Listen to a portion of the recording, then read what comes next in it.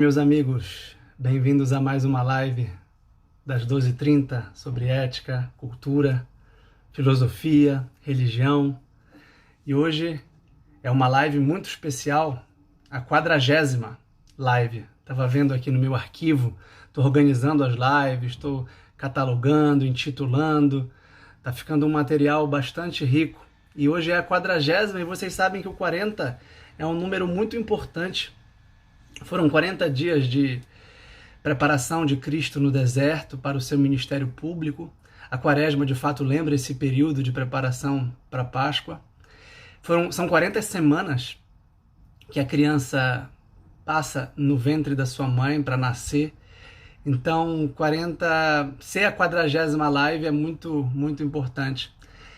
E a gente tem conversado sobre temas cotidianos da vida, do cotidiano. A gente tem conversado sobre o que interessa, filosofia prática, aplicada, uma reflexão bem concreta sobre a felicidade, sobre o autoconhecimento, sobre a justiça. Falamos anteontem sobre o perdão, a misericórdia. Temos falado sobre virtude, sobre caráter, sobre inteligência, sobre leitura. E essa pergunta que foi feita nessa semana sobre o sofrimento.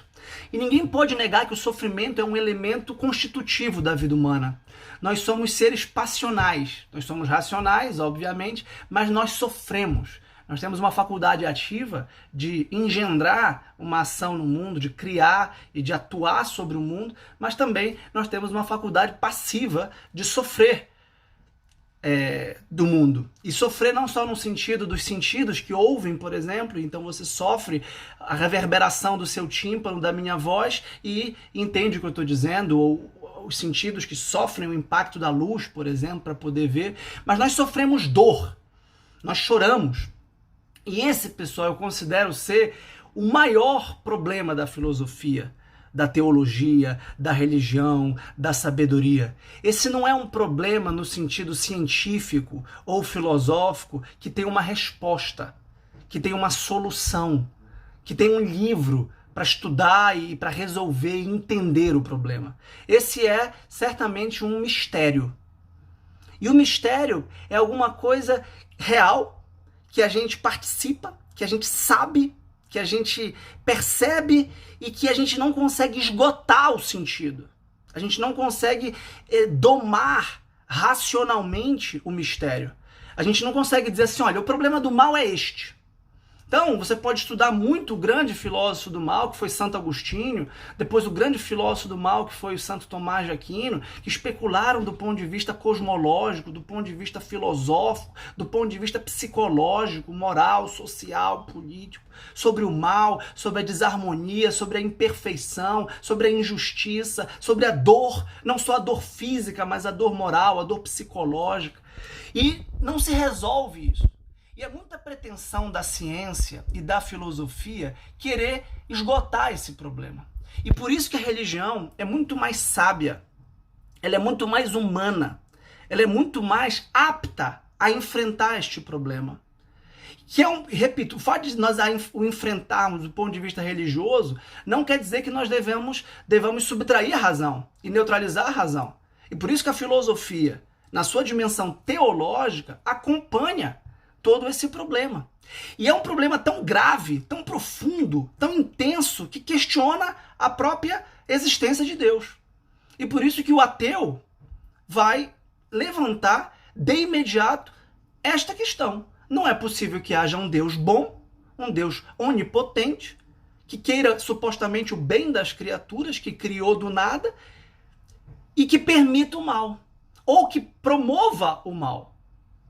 Então, o ateísmo normalmente levanta o problema do mal para negar a existência de Deus. De um Deus desta tradição teísta, de um Deus onipotente e onibenevolente. Não é possível que haja a coexistência de um Deus que pode tudo e que é bom, e que se pode tudo e é bom, iria neutralizar o mal.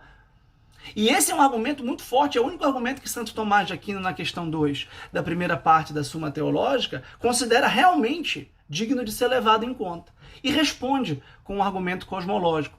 E eu não vou renovar esse argumento, essa aula que eu dei no meu curso da Suma Teológica foi disponibilizada no YouTube, no meu canal, então vocês podem, se quiserem, assisti-la. Porque eu quero tratar do que responde ao mal, na minha percepção, é o que dá sentido ao mal. Porque o mal não se resolve, não se esgota, não se supera, e ele precisa ser compreendido como tendo um sentido, né? A logoterapia do grande Viktor Frankl, que foi um judeu que foi ao campo de concentração, percebeu que quem manteve o sentido da vida, mesmo naquela atrocidade, permaneceu são. E o Chesterton dizia que o homem são é o homem que preserva o mistério. O racionalista enlouquece. Porque diante do mal, diante da dor, então nesse contexto pandêmico, as pessoas morrendo, as pessoas sofrendo, a solidão, a incerteza, a angústia, como esses problemas lotam os consultórios psicológicos e psiquiátricos e mesmo o drama interior de quem não consegue ver sentido em tudo isso. E olha, não há como negar que a maior explicação, a explicação mais robusta deste mistério é a cruz de Cristo. E por isso, quando propuseram que nós falássemos desse tema do mal, eu pensei, bem, eu vou falar da paixão de Cristo. Porque é a melhor interpretação. E a minha fé me diz que é a religião verdadeira e a minha razão me diz que é a melhor filosofia para explicar nessa dimensão do mistério. Porque eu vou falar aqui por 1 hora e no final não vai ter uma conclusão resolutiva, como se fosse a conclusão de um artigo acadêmico ou de uma dissertação acadêmica que dá uma solução, uma proposta. Não, a proposta você já sabe, é carregar a cruz. É tomar a própria cruz, cujo peso e cuja força nós não conseguimos carregar, mas unindo a força espiritual de Cristo, da pessoa divina de Cristo, porque a pessoa humana não consegue, a natureza humana de Cristo sucumbe. E por isso há um sirineu que o ajudou a carregar a cruz. E o sofrimento dele foi o mais profundo e intenso possível. E ali há uma transfiguração, e eu acho que o Mel Gibson conseguiu fazer isso com muita maestria, uma transfiguração do homem em Deus. E a gente não sabe mais, porque do ponto de vista da visão humana, não parece mais um homem. O crucificado não é mais um homem. É menos do que um animal. É puro sangue. Ele está completamente desfigurado. E por isso que o Getsemane, a angústia, remonta à transfiguração, que é a elevação, que é a luz. E o Gólgota consuma esse processo. E São Paulo, aos Filipenses, diz exatamente isso. Cristo não se envaideceu ou não se ensoberbeceu por ser Deus, mas se rebaixou até um homem. E esse rebaixamento não acaba, se ele só se tornasse homem, já seria um grande rebaixamento ontológico, uma perda profunda da sua integridade ontológica, mas ele se rebaixa até a cruz. E depois se rebaixa ainda mais até o pão. Esse triplo rebaixamento de Deus ao homem, do homem à cruz, ao crucificado, ao bandido, ao ultrajado, ao flagelado, ao cuspido, ao estapeado, até o pão. E por isso que o mistério da Eucaristia é o mistério da cruz. E esse é o mistério cristão por excelência. O mistério cristão por excelência é a paixão, morte e ressurreição de nosso Senhor Jesus Cristo. Se você isolar hereticamente, porque a heresia é uma fragmentação de uma unidade total, de uma verdade, só a paixão, ou só a morte, ou só a ressurreição, ou só duas dessas três, você perde a integridade ortodoxa do cristianismo, a integridade da tradição cristã. E a tradição cristã sempre se concentrou na liturgia da missa. Porque a liturgia da missa é a renovação do sacrifício de Cristo na última ceia e na cruz. Daquele que entrega o seu corpo e o seu sangue por amor e para redimir os nossos pecados. Então, a dor, o sofrimento para o cristão tem um sentido redentor. Tem um sentido redentor porque nós somos cristãos e, portanto, corredentores com Cristo. Nós corredimimos com Cristo, nós participamos do mistério eucarístico, da oblação do seu corpo e da sua vida na cruz. E por isso nós temos uma alma sacerdotal. Nós somos sacerdotes porque participamos do mistério sacerdotal de Cristo.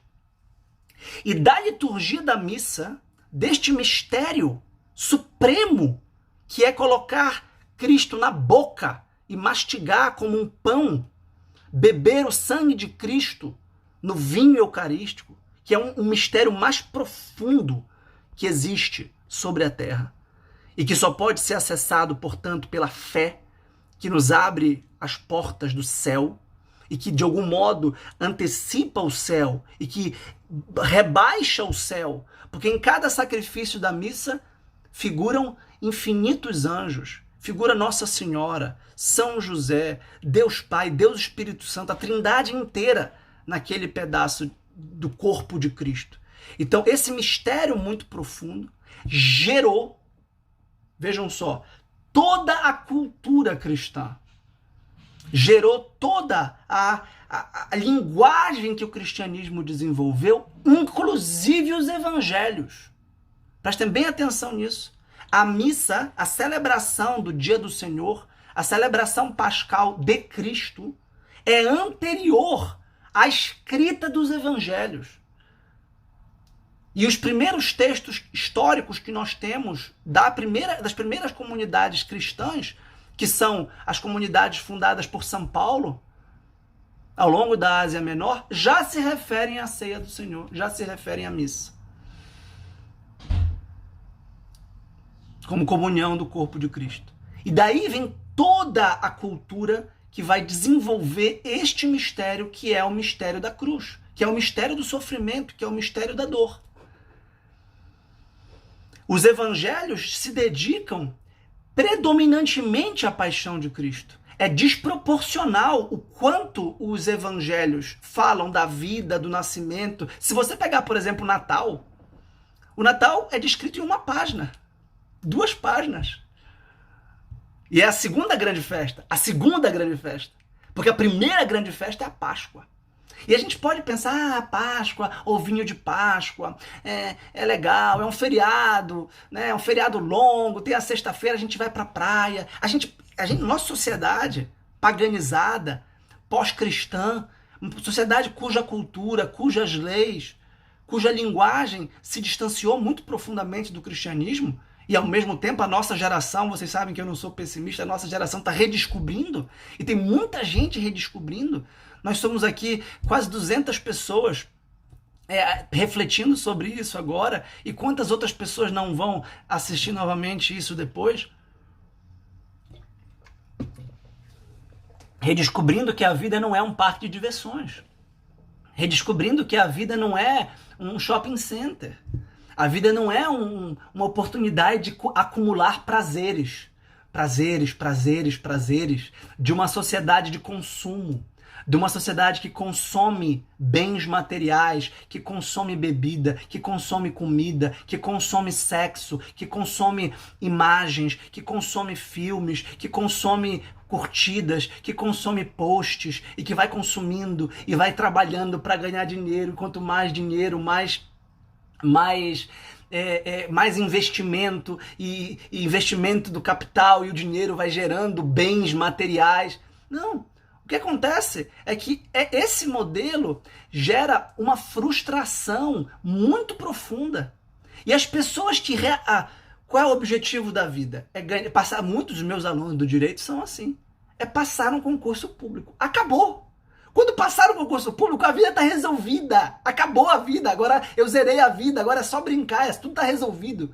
Todos os problemas existenciais são resolvidos quando você tiver um contra-cheque, sei lá, de 15 mil reais por mês e uma aposentadoria garantida. Pronto. Está tudo resolvido. Veja que quando Nosso Senhor sobe a montanha, começa o seu ministério público, ele diz: bem-aventurados os pobres de espírito, porque deles é o reino de Deus. E ele diz que é mais fácil um camelo passar pelo buraco de uma agulha do que um rico entrar no reino dos céus. Exatamente porque o rico já tem a sua recompensa aqui. Ele já está vivendo o Éden aqui. Ele já tem tudo de bom e do melhor. Ele já tem a bebida, a comida, a cama confortável. E Cristo veio trazer uma cruz que inverte a nossa percepção cotidiana do amor, pelo amor do que é o bem. E vai trazer o polo vertical que vai nos elevar pela dor de superar o horizontal. E, portanto, a gente vai desmistificando esses deuses do mundo e vai crucificando o homem velho. E vai crucificando o pecado. E vai crucificando tudo o que nos prende aqui. Porque o que nos prende aqui, a traça rói e o tempo desgasta. E é fugaz, e é efêmero. A Nardejane lembrou do jovem rico, a Vanessa lembrou do Eclesiastes. Vaidade das vaidades, tudo é vaidade. Né? E a palavra latina vaidade é muito boa, né? Porque a vanitas, vanitatum, é o vazio, né? E a quaresma começa, lembra-te que és pó e ao pó voltarás. Então é ilusão, é nuvem, é vento, é como querer agarrar o vento, como diz o Eclesiastes. Então, nosso Senhor traz a cruz com todas as letras, e diz: quem quiser vir após mim, tome a sua cruz e me siga. E a tradição católica tentou aprofundar culturalmente esse mistério ao longo dos séculos.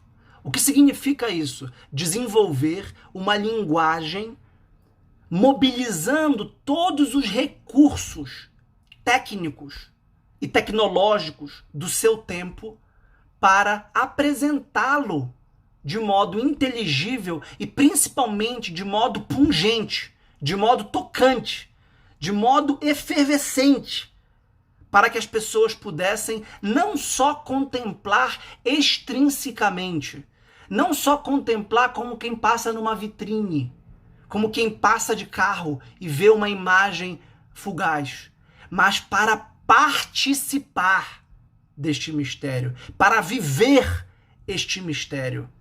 Daí a importância do jejum, da esmola, da oração. Daí a importância da mortificação, para que o nosso corpo sinta a dor. Daí a importância do incômodo, daí a importância da vigília, para que nós possamos acompanhar nosso Senhor durante a sua paixão. É absolutamente fascinante como o Mel Gibson, então, cria uma via sacra no cinema. Porque, como eu disse, os evangelhos foram escritos para narrar a paixão. Sobretudo. Então vejam, qual é o primeiro recurso? Que era o recurso que eles tinham na mão. Literatura. Escrita. Vejam que Jesus não chegou e falou assim: bom dia, pessoal, tá aqui a boa nova, tá aqui o livro. Não. Jesus não escreveu nada. Aliás, só escreveu uma coisa. Escreveu na areia com os dedos quando Maria Madalena seria apedrejada. E Maria Madalena ali é uma figura absolutamente decisiva, junto com Nossa Senhora e junto com São João. Porque são os três personagens que acompanham Cristo durante toda a sua paixão. Durante todo o seu processo. Porque os outros o negam. Pedro e Tiago, que junto com João estavam no Getsemane, e o filme começa no Getsemane, não conseguem vigiar, não conseguem permanecer de vigília, permanecer acordados e em oração com Cristo. E por isso sucumbem. Por isso não acompanham.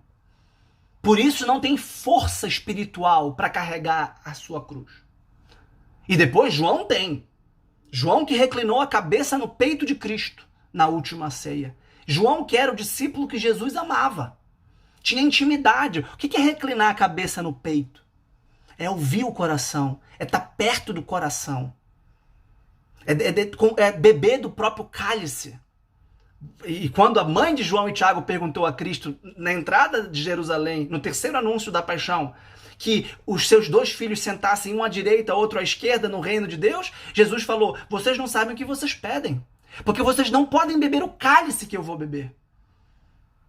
E claro que Pedro se entusiasma como sempre, diz: não, nós podemos sim.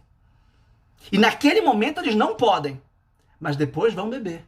E por isso Pedro será crucificado em Roma, de cabeça para baixo, segundo conta a tradição, para não morrer como o próprio Senhor. Então a cruz, esse desconforto, essa negação do corpo, essa mortificação é absolutamente necessária para participar do mistério da redenção.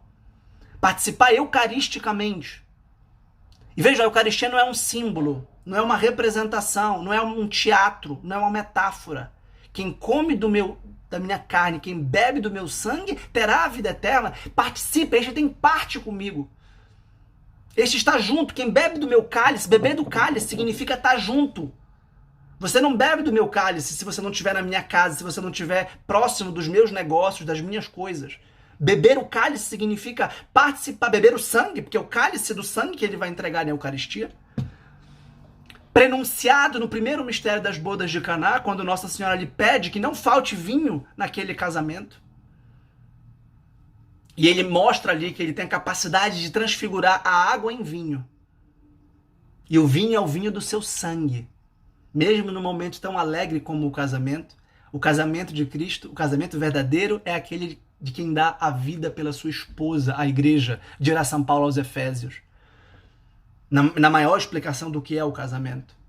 O casamento entre um homem e uma mulher tem a fecundidade conjugal do casamento, da esponsalidade de Cristo com a sua igreja. E quem é a igreja de Cristo? Nós somos a igreja de Cristo. Nós somos a esposa que recebemos do esposo o sangue da vida. Mas ele derramou o sangue da vida morrendo. Porque o trigo que não morre não fecunda. Ele não deu a vida assim, ó, toma a vida aí. Ele entregou a nossa vida de cristão. E por isso São José Maria Escrivá tem uma homilia belíssima que chama A Morte de Cristo, a Vida do Cristão. Porque a vida do cristão é uma vida pautada no Espírito Santo. E o Espírito Santo veio em Pentecostes porque Jesus o mobilizou. Jesus o enviou. Quando eu for levado, atrairei tudo a mim. E ele manda então o Espírito, e a nossa vida é a morte de Cristo. A nossa vida é a mortificação cristã. E o Mel Gibson, muito piedosamente, muito inteligentemente, com toda a consultoria teológica, histórica, com todo o realismo da maior tecnologia da atualidade. Repito, o barroco teve a arte da madeira entalhada. Os bizantinos desenvolveram a pintura sobre a madeira com ouro, na iconografia. Dante mobilizou a grande tecnologia poética. O Renascimento tinha grande arquitetura, pintura, óleo sobre tela. Isso tudo é tecnologia cultural para desenvolver uma linguagem que pudesse transmitir este conteúdo da cruz. E por isso a imagem disparadamente mais pintada, mais reproduzida, mais comunicada é a cruz de Cristo, sem nenhuma comparação. Sem nenhuma comparação. Em segundo lugar vem Nossa Senhora. É o Natal. Em segundo lugar é a Virgem com o menino no colo. Mas bem em segundo lugar, porque as igrejas que o cristianismo construiu, todas são para o mistério pascal da Eucaristia. Todas são a cruz de Cristo. Com o crucificado, sangrando, latejando, sofrendo. Os mistérios dolorosos do Santo Rosário, por exemplo, que nós rezamos às terças e sextas, são exatamente os mistérios que nós vemos no cinema de Mel Gibson. Então, quem conhece a história da igreja e cultura católica não se impressiona. Quer dizer, se impressiona muito, o filme é muito impressionante, mas com o esforço de mobilizar os recursos tecnológicos da linguagem disponível para comunicar o que há de mais importante para ser comunicado e ajudar a que nós imitemos, a que nós vivamos, a que nós participemos deste mistério. E por isso eu recomendo há muitos anos os meus alunos, quando eu percebi isso, que assistam todas as sextas-feiras santas, que é amanhã ou hoje, que começa o Tríduo Pascal, A Paixão de Cristo, Mel Gibson, que é este filme. E que muita gente se assusta e considera violento, mas que é profundamente realista. São José Maria Escrivá, por exemplo, que escreveu uma via sacra. E toda a igreja, como eu disse, tem uma via sacra. Como vocês sabem. As 14 estações que nós contemplamos da paixão de Cristo. O padre Milton Ferreroni, um sacerdote muito piedoso, muito inteligente do Opus Dei, que é meu amigo pessoal e meu diretor, sempre menciona esse filme. Ele que estudou história, que estudou teologia, e é um filme profundamente realista.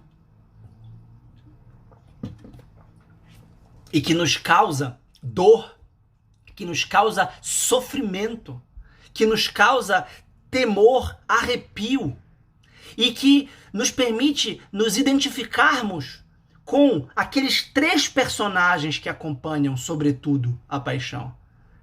Em primeiríssimo lugar, Nossa Senhora, que sofre na alma cada cusparada, cada dor, cada tapa, cada chicotada, cada dilaceração da pele, cada dor do seu filho. E é muita dor.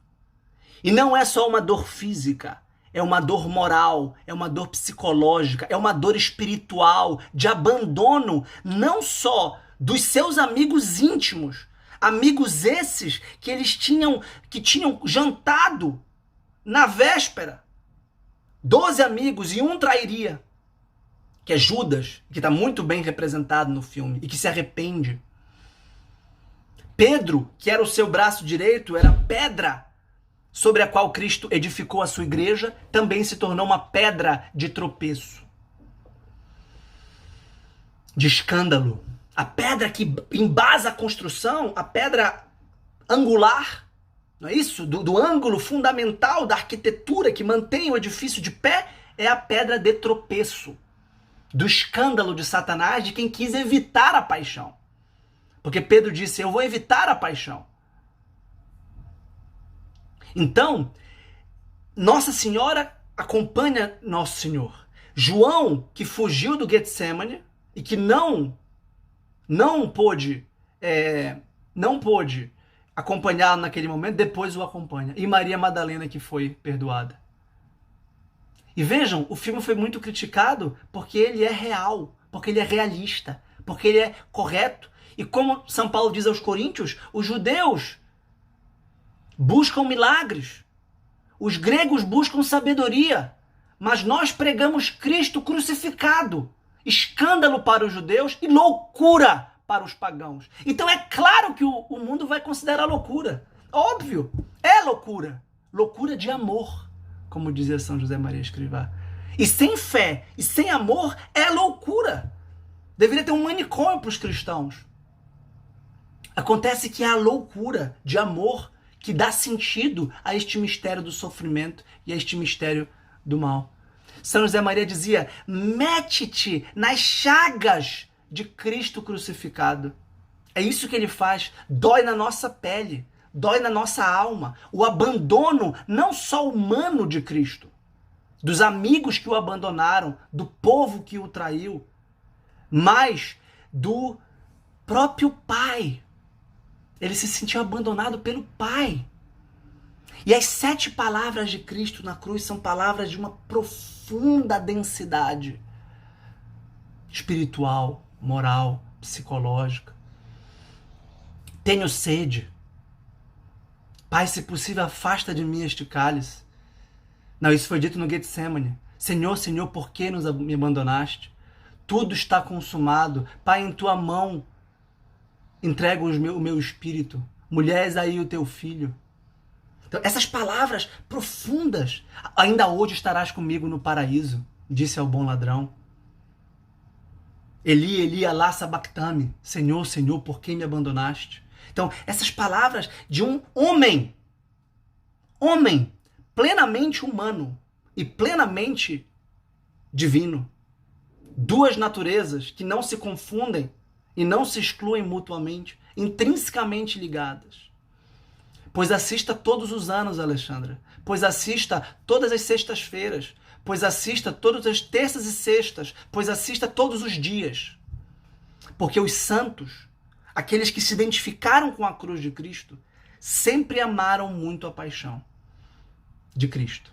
Porque se você ama a Cristo sem a paixão de Cristo, você tem uma fantasia. E a gente diz no provérbio popular, o diabo foge da cruz, né? Evitar o sofrimento como o diabo foge da cruz.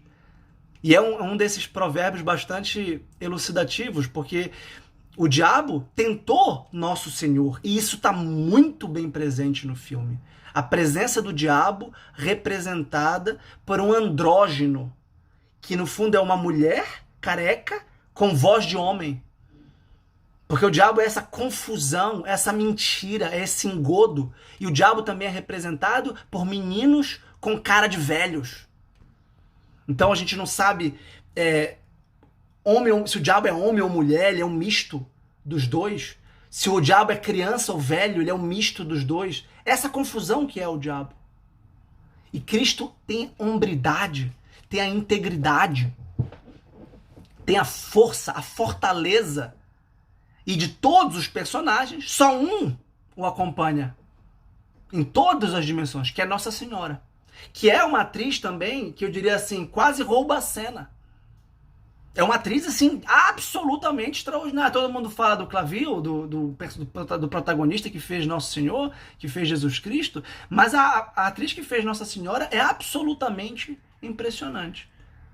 Isso, Keniston, andrógeno também, porque é puro espírito e não tem sexo, não tem corpo. Exatamente. Exatamente. Então, Nossa Senhora ali consegue uma fortaleza, uma força de quem acompanha o mistério de Cristo desde a sua concepção. Carne da minha carne. Ela sente a profunda dor na sua carne do que está acontecendo com Cristo, porque ela disse, faça-se em mim segundo a sua palavra. Porque ela enfrentou, ela participou desse grande mistério. A cena da Pietà, no final, é esplendorosa. E o diabo provoca para que ele renuncie. O diabo diz, você não tem força para isso. Você pode mudar tudo isso, você pode fugir, você pode fazer um milagre, você pode mobilizar o poder, você pode mobilizar a multidão, você pode persuadir retoricamente a Caifás, a Anás, naquele tribunal de engano. Você pode persuadir discursivamente Pôncio Pilatos. Você pode persuadir Herodes, que era um fanfarrão, que era um bobo, um promíscuo, alguém totalmente estúpido. Naquele joguinho de cartas marcadas, da inveja dos sumos sacerdotes, da covardia dos apóstolos e do povo, do medo de fugir da cruz. E por isso, eu digo a vocês, assistam ao filme, leiam as vias sacras, como essa de São José Maria Escrivá, que é pequenininha. Cada estação, entre numa igreja, cheguem mais cedo. Exatamente, Keniston, não fez da sua condição divina uma usurpação, mas se esvaziou de si mesmo, e derramou-se, rebaixou-se para os homens, para que nós pudéssemos nos elevar. Um seguidor fez essa pergunta no começo, se a paixão de Cristo e a ressurreição de Cristo, portanto a Páscoa de Cristo, é a manifestação mais perfeita da anábase, da catábase e da anábase, da descida aos infernos, por assim dizer, e da subida aos céus, segundo a tradição grega. Há sempre uma descida do ponto de vista espiritual, moral, e uma conversão, uma subida. E a resposta é sim. Claro que sim. Olha, a Ana citando São José Maria Escrivá. Se um homem houvesse morrido para me livrar da morte, morreu Deus e fico indiferente. Então, a gente não pode permanecer indiferente. A gente não pode permanecer como Pedro, olhando de longe. O cristianismo não é uma religião fácil. Não é uma religião confortável. Olha, vá para o cinema, pegue uma pipoca, uma Coca-Cola, passe um leite moça em cima. E essa foi a grande revolução do Mel Gibson. Porque o cinema, que é essa grande arte, essa grande tecnologia de sons, de imagens, de música, de sonoplastia, de figurino, de fantasia, de maquiagem, de reconstituição histórica, que é absolutamente realista e perfeita, é usado, no mais das vezes, para a diversão, para o entretenimento, para o água com açúcar, de forma completamente vazia, de forma completamente desinteressada das verdades da vida. Então 99% dos filmes de Hollywood são filmes para assistir no domingo de tarde. E não para assistir entre o meio-dia, nas 3 horas da agonia. Esse filme é para ser assistido nas 3 horas da agonia. É um filme que dura 2 horas. Mas poderia durar 3 nesse sentido. É um filme, portanto, que nos ajuda a seguir de perto a Jesus. Exatamente como aqueles personagens que ali figuram um alter ego do espectador, que eu repito, João, Maria e Maria Madalena, estão assistindo de perto, estão acompanhando de perto. E numa cena Nossa Senhora diz a João, me aproxima dele, me faz chegar mais perto dele. E eles conseguem fazer um atalho numa ruela e chegar mais perto, e Nosso Senhor cai ali pela 2ª ou 3ª vez e vê Nossa Senhora bem perto dele. Em determinado momento, nenhum dos seus amigos e dos seus apóstolos estavam acolhendo, e eles e chega um João um sirinaico, e ele é obrigado a carregar. E depois, este homem terá 2 filhos que pertencerá à comunidade cristã, Alexandre e Rufus. Esse é o prêmio de quem segue Jesus na cruz. Salva os filhos, atrai os filhos, né? E vai ser uma figura muito importante na tradição do cristianismo primitivo, naquela primeira comunidade. E quanto mal naqueles romanos, quanto sadismo, quanta indiferença, quanta raiva, quanto ressentimento, e ao mesmo tempo dos sumos sacerdotes, e quanto ódio gratuito, e quanta sede animalesca de sangue naqueles romanos, que espancam a pele pura, a carne pura e santa de Nosso Senhor da forma mais brutal e da forma mais animalesca possível, como um lobo ou como um leão devora um cabrito. Então, Gabriel, Alexandre e Rufus são filhos do Cirineu, que ajudou a carregar a cruz de Cristo. Então,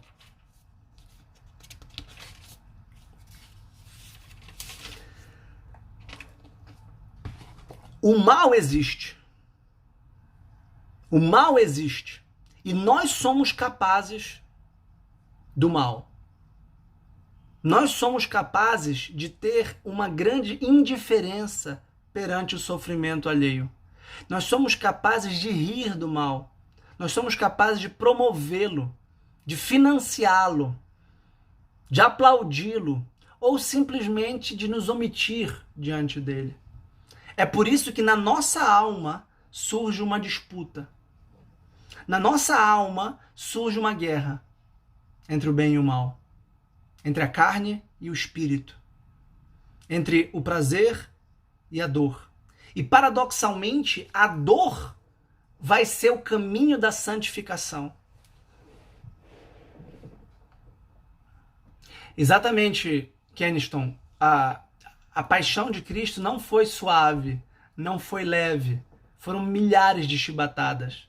Foram dezenas de centenas de milhares de flagelos. E por isso a gente contempla nos mistérios dolorosos exatamente a agonia no Horto das Oliveiras, a flagelação de Cristo, a coroação de Nosso Senhor, a subida ao Calvário e a crucifixão e morte. Sim, Padre Wesley, essa passagem é fantástica. Mãe, eu renovo todas as coisas. Essa é a transfiguração do mal. E vejam, a gente tem duas reações possíveis ao mal. Duas reações básicas. A primeira é a negativa. A reação da revolta, do inconformismo, da irresignação, o sentimento de injustiça e a negação de que o mal tenha sentido. Dizer que o mal não tem sentido. O mal, ele é gratuito, ele é ocioso. Esse é o niilismo. E o maniqueísmo, por exemplo, considera que bem e mal são forças equipotentes, coeternas e coexistentes que lutam no cosmos, como dia e noite, espírito e carne. Então, e há uma alternância como uma balança entre bem e mal. E Santo Agostinho, quando começou a refletir muito profundamente sobre isso, ele que era maniqueu, ele que foi durante 9 anos maniqueu, portanto dualista, chegou à conclusão de que o mal não existe. Que o mal é a privação do bem. Que o mal é a privação do bem, porque tudo que é bom e tende à perfeição. Foi criado por Deus e tende à perfeição. E, na verdade, por um mistério de que nós não somos capazes de entender, o mal se introjetou no mundo pela rebelião de Satanás, pela revolta de Lúcifer, que era o anjo da luz. Então, a queda dos nossos primeiros pais nos contaminou definitivamente. E por isso foi necessário. O mal entrou no mundo por Adão e sai do mundo por Cristo. Entra no mundo por Eva e sai do mundo por Maria. Então, o mistério de Adão e Eva se consuma no mistério de Cristo e Maria. Não é? E por isso nós perdemos o Éden. E aqui é um vale de lágrimas. Aqui é o Gólgota. E aí, como nós enfrentamos isso? Nós enfrentamos isso tergiversando, mentindo, enganando e principalmente nos auto-enganando, nos considerando bons. E dizemos que o mal é dos outros, o mal é do capitalismo, o mal é do socialismo, o mal é da educação, o mal é dos meus pais, o mal é do brasileiro, o mal é da igreja, o mal é da economia, o mal é da política, o ser humano é tão mal, mas eu não. E o cristão é aquele que diz, eu sou o mal. O Chesterton escrevia diariamente para o jornal e lhe pediram que escrevesse um artigo sobre What's Wrong with the World? O que está errado com o mundo? E ele conta, foi o artigo mais breve que ele escreveu. Porque ele escreveu uma palavra, eu. Eu sou o problema do mundo. Então o cristão não está preocupado em julgar os outros, em condenar os outros, em culpar os outros, em apontar para os outros. O mal é da minha mãe, do meu pai, da minha esposa, dos meus filhos, do meu chefe, do meu professor, do presidente, do ex-presidente. Esses são os culpados por excelência. Do milionário, da Rede Globo. A Rede Globo é que é o mal. A escola é que é o mal. Então a gente quer demonizar e satanizar os outros para nos eximir da culpa numa ilusão demoníaca de que nós somos bons. Quando, na verdade, há uma luta no interior do homem contra o mal. E essa luta é que nós podemos vencer se aderirmos àquele que venceu o mundo, que venceu o mal, que é o próprio Cristo. E que soube sofrer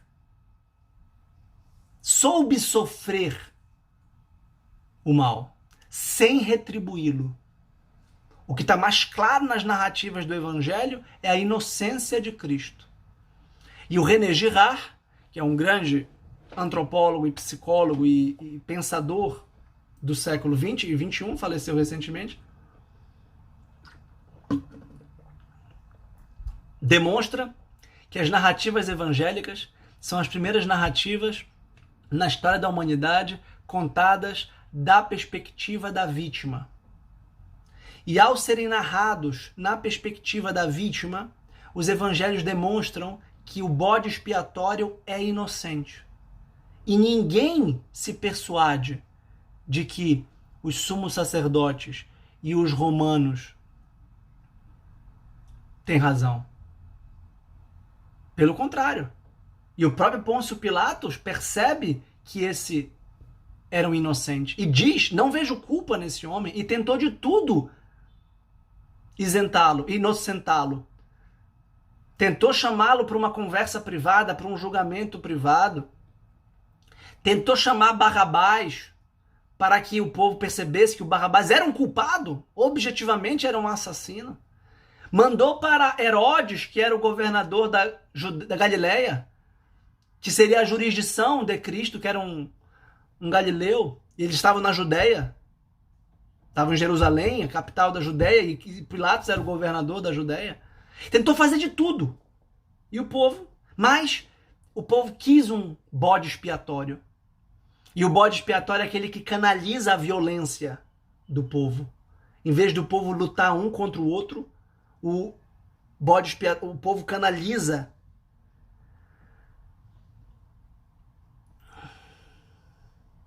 a violência contra o inocente. Só que o bode expiatório, aquele que tira o pecado do mundo, e foi como São João Batista disse: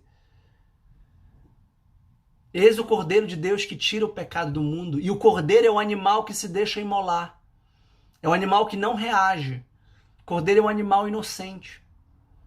Ele dá a jugular. O único animal que você ataca e ele se oferece é o cordeiro. Todos os animais avançam e se defendem. O cordeiro ele se entrega. Por isso que Cristo é o cordeiro.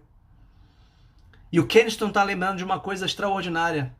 Pilatos sabia que Cristo era inocente e o condenou por respeito humano, por interesse político. Porque não queria uma confusão social, uma conturbação política, não queria que levassem ao imperador em Roma. Porque os sumos sacerdotes invocam o imperador, César. Ele não obedece a César, mentira, porque ele manda dar a César o que é de César e a Deus o que é de Deus. Ele se submete às autoridades, mesmo que sejam iníquas. Então a luta cristã é a luta contra o pecado no nosso coração, no nosso interior. E eu sempre digo isso para vocês: se vocês não sabem quais são os pecados de vocês, eu sei pelo menos 7, de cada um de vocês. Em maior ou menor medida, em maior ou menor proporção.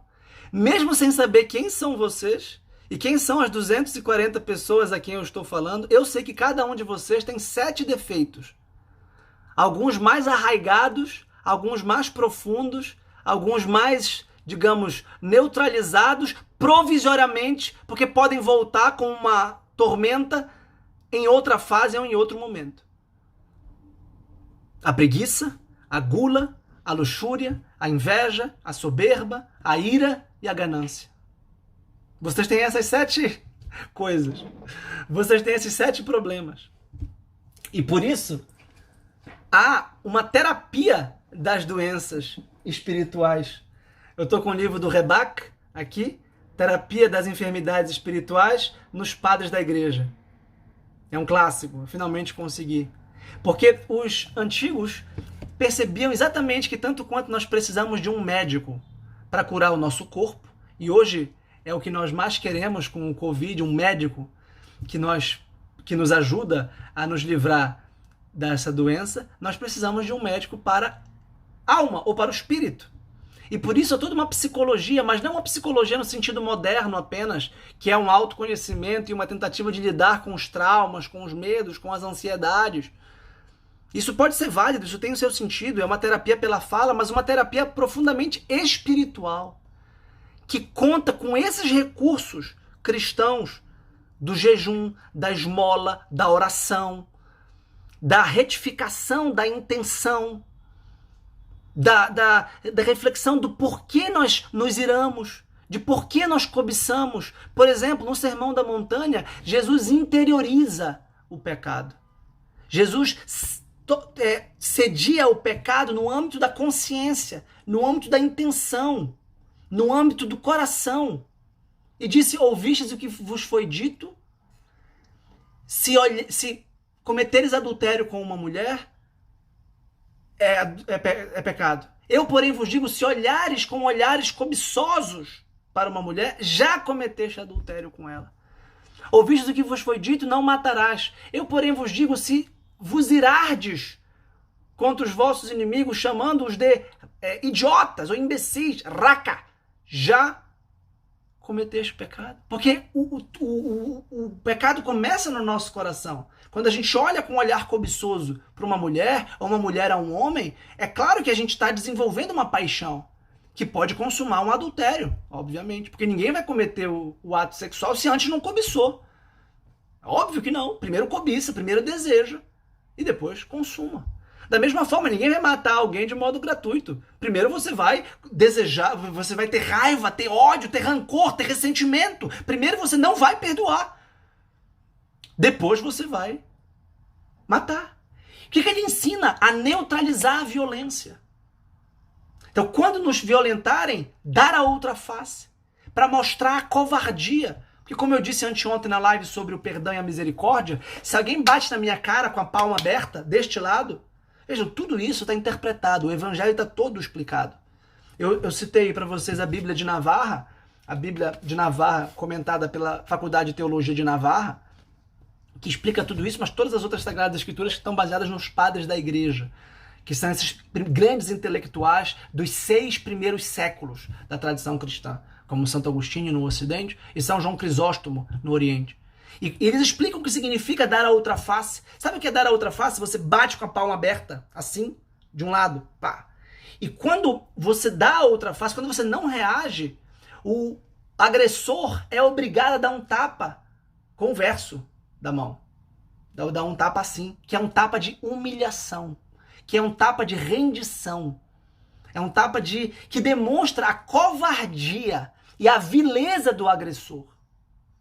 Muito provavelmente, se você der a outra face para um agressor, ele não vai lhe bater. Porque essa vai ser a maior força que você vai ter, muito mais do que se você desse um tapa de volta. Sabe por quê? Se você recebe um tapa e dá um tapa de volta, o que acontece? Ele vai dar o terceiro tapa, e você vai dar o quarto, e você vai dar o quinto, e ele vai dar o quinto, e você vai dar os pares e ele vai dar os ímpares, até que vocês dois morram juntos, um matando o outro. E ninguém ganha com a violência. Quando Pedro saca a espada, ou a adega, a pequena faca que ele tinha, e corta a orelha de Michael, que era o soldado romano que chegou para prender Cristo, Jesus, num ato de suprema misericórdia, devolve a orelha de Michael e manda Pedro embainhar a espada.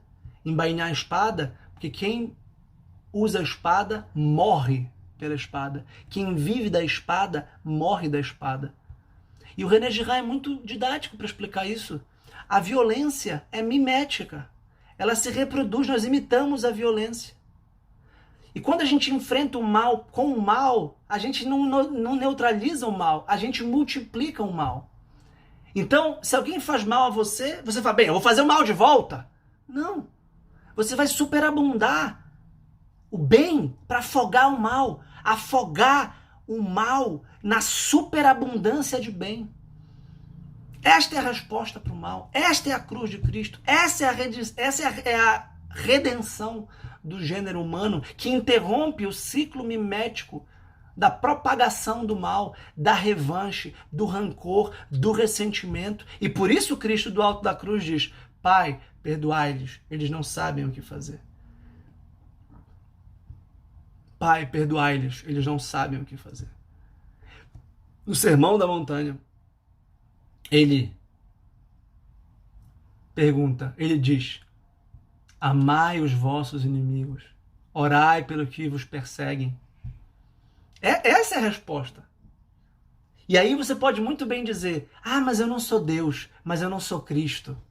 É verdade, você não é Deus, você não é Cristo, mas você é capaz de amar. Você foi feito para amar. E você é capaz de participar dessa força indomável do amor se você estiver unido a Cristo. Se você estiver unido à cruz de Cristo. Porque você não conhece o seu poder espiritual. Nem eu. E os santos, e por isso hoje nos stories eu citei São José Maria Escrivá, Santa Teresa, Santo Agostinho, foram seres humanos, São Francisco, que recebeu os estigmas, tanto amava a cruz que recebeu os estigmas, São Padre Pio de Pietrelcina recebeu os estigmas de Cristo. Olha que prêmio. Eles descobriram não a força deles, descobriram a força de Cristo neles, ou a atuação de Cristo neles. Porque a vocação cristã é repetir com Maria, faça-se em mim, segundo a vossa palavra. Não é dizer eu faço, eu me garanto, deixa comigo. Porque se a gente disser assim, a gente não consegue nada. Então, meus amigos, assistam a este filme, que é uma obra-prima, meditem sobre a paixão de Cristo, leiam os evangelhos, leiam os 4 evangelhos, Mateus, Marcos, Lucas e João, no que concerne a paixão de Cristo, ao sentido do sofrimento, ao sentido da dor. No mundo tereis tribulações, coragem, eu venci o mundo, disse Jesus Cristo. E essa é a única explicação filosoficamente satisfatória do sofrimento, da dor e do mal. Eu não conheço, tendo estudado a tradição ocidental e a tradição oriental. A tradição oriental tende a ser dualista.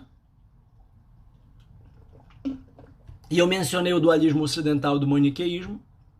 Isso quer dizer que, mesmo sem ter estudado profundamente a tradição oriental, eu diria que de todas as explicações filosóficas, religiosas, psicológicas, sociológicas disponíveis para esse mistério do mal que sempre acompanhará a condição humana, mortal, frágil, injusta, imperfeita, sempre haverá imperfeição, sempre haverá injustiça, sempre haverá dor, sempre haverá morte.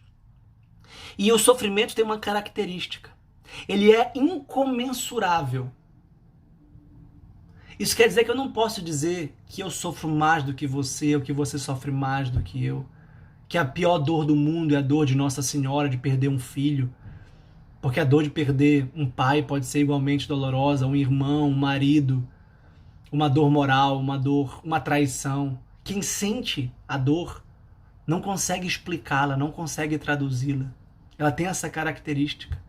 A dor ela é absolutamente inefável, indizível, incomparável, inesgotável. Você não pode dizer, não, você não sabe o que é dor, você não perdeu um filho. Eu perdi um filho, é muito doloroso.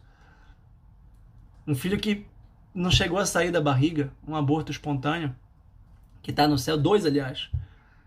Eu sei o que é a dor. Mas eu não vou me vangloriar e dizer que eu sei mais do que o que é a dor do que vocês.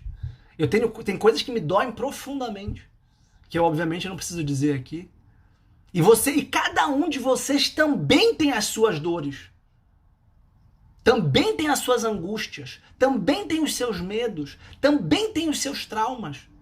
E o pior da história moderna e da história contemporânea foi a tentativa utópica de solucionar esse problema, criando sistemas totalitários infinitamente mais injustos, infinitamente mais desumanos, porque não só não haveria dor, mas principalmente não haveria amor, não haveria perdão, não haveria misericórdia, não haveria aceitação passiva, mas daí a paixão de Cristo, não ativa, aceitar, acolher a dor pelo amor. E por isso, esse desequilíbrio é que gera a nossa sociedade que não vê sentido na dor e que aí sim se desespera. Porque a virtude da fé se complementa intrinsecamente com a virtude da esperança. E a esperança não é a esperança no dia de amanhã, no mundo pós-Covid. Não é a esperança no mundo, sei lá, pós-Bolsonaro ou pós-Lula. Não é a esperança do mundo pós-capitalismo ou pós-socialismo, se você acha que o capitalismo ou o socialismo são o problema do mundo, como muitos acham. E eu fico impressionado, porque eu entendo o argumento sociológico, o argumento econômico, e é claro que o capitalismo tem milhões de problemas. E o socialismo também, e o comunismo também, e a democracia também, e a tirania também, a monarquia também. Sabe por quê? Porque a política não vai resolver o problema do mal. A medicina não vai resolver o problema do mal. E a grande literatura que enfrenta os verdadeiros problemas humanos, a tradição espiritual, a tradição religiosa, essa sim, e a tradição filosófica, essas sim, enfrentam. E repito o que eu disse no comecinho, não esgotam, não resolvem o problema do mal, mas mostram o sentido do mal. Então eu espero que vocês tenham gostado, espero que vocês tenham acompanhado. Eu vou deixar essa live salva. Vocês podem comprar o selo aqui embaixo para ajudar a divulgar essa live. Vou deixá-la no IGTV, no feed. Vou colocá-la no YouTube também, para que vocês queiram, se vocês quiserem, na verdade, divulgar para os amigos, para os familiares. Eu ficaria muito agradecido, porque é um conteúdo que eu busco viver, que eu busco compreender, que eu busco estudar e que me parece real. Repito, a minha fé diz que isso é a verdade religiosa e a minha razão me diz que isso é filosoficamente sustentável, que isso é legítimo de ser pensado, isso faz sentido. Isso faz muito mais sentido do que qualquer outra explicação. E eu estou completamente aberto, eu vou morrer estudando as explicações e as interpretações para esses problemas. É o que eu faço todo dia, o dia inteiro, aliás.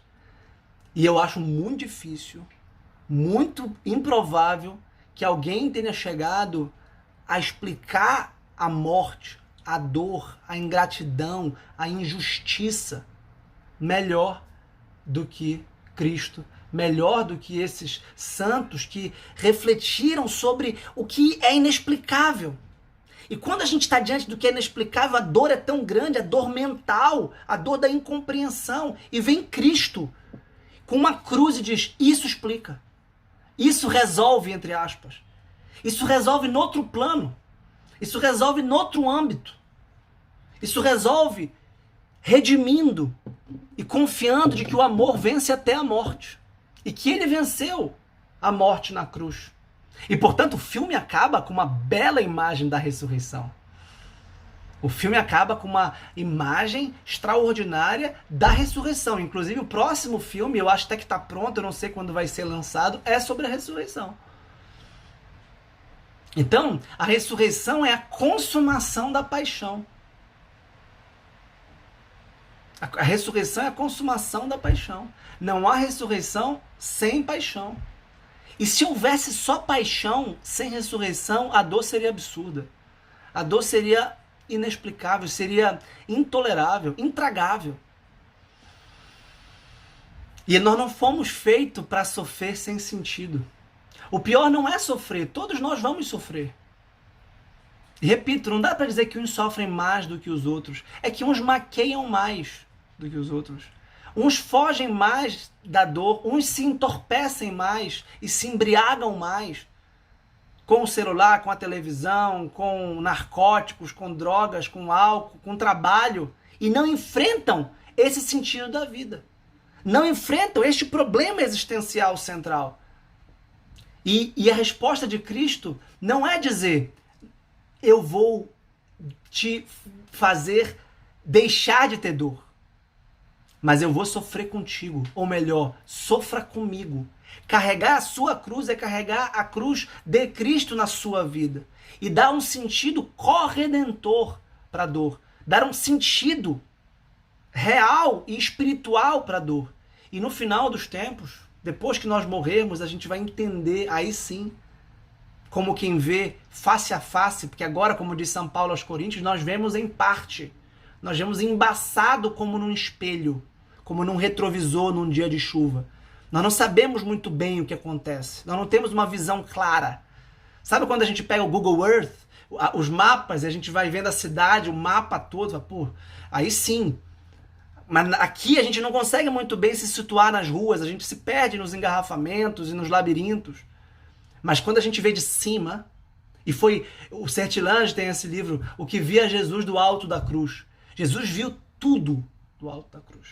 Viu toda a humanidade, inclusive viu a cada um de nós, com as nossas dores, com os nossos dilemas, com as nossas mentiras, com as nossas traições, com as nossas contradições, com os nossos juízos precipitados, com a nossa incapacidade de perdoar, com a nossa vontade de se vingar, com a nossa pequenez, com a nossa baixeza, com a nossa vileza, com a nossa perfídia, com a nossa inveja, com a nossa gula, com a nossa luxúria, com a nossa soberba. E a soberba é a pior das nossas características, porque a soberba nos faz não buscar ajuda, nos faz sentirmos autossuficientes. Então eu desejo a todos uma felicíssima e abençoada Páscoa, um tríduo pascal que começa hoje, na Quinta-feira Santa. Aqueles que forem participar da liturgia, prestem bem atenção na liturgia. É o momento, é o ápice do mistério cristão. A última ceia, o lava-pés, a instituição do sacerdócio, a instituição da Eucaristia. Depois a sexta-feira da paixão. Amanhã nós vamos ler a paixão de São João, que é uma paixão muito dramática. E prestem atenção que nós vamos ler na cerimônia o povo dizendo crucifica-o. E leia isso, grite isso, fale isso. Porque é você crucificando Cristo com os seus pecados. Não assista de fora como quem assiste a um teatro. Você vai ser um ator nesse dia. Um ator no sentido real. Você vai ler aquela palavra do Evangelho. Crucifica-o. E no sábado, aquela liturgia belíssima que começa escura. É a minha liturgia preferida. São várias leituras, desde o Gênesis, recapitulando toda a história da salvação, desde a criação do mundo, a Arca de Noé, o primeiro dilúvio. Depois, todos os pecados, os profetas de Israel, até chegar no Advento, até chegar na Páscoa. E aí, a vela, o Círio Pascal começa a acender as velas e a luz vai se disseminando, e a gente começa a acender a igreja devagar e depois a luz de Cristo. É o momento mais feliz. Cristo está vivo, Cristo ressuscitou. Então, a felicidade que nós sentimos com a ressurreição de Cristo é diretamente proporcional à dor que nós experimentamos com a sua morte. Quanto mais dor, tanto mais felicidade. E depois vocês vão ver a liturgia da Páscoa, porque começa o tempo pascal, e o tempo pascal é maior do que o tempo da Quaresma. São 50 dias até Pentecostes. É um tempo de alegria muito profunda. É um tempo de felicidade transbordante. Se, e somente se, nós passarmos por esse arco, que é o arco da nossa vida. A nossa vida que vai acabar com a morte. E que se Deus for misericordioso, e se nós tivermos acolhido essa cruz, nós vamos ressuscitar com Cristo, com sua mãe, e reencontrar todos os que nós amamos, se forem salvos.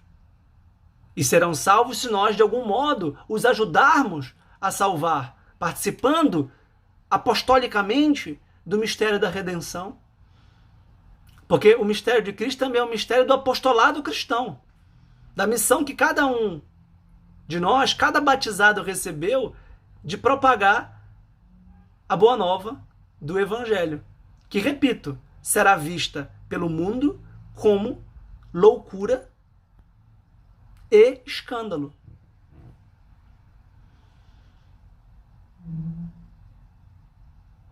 Obrigado. Boa tarde, boa Páscoa.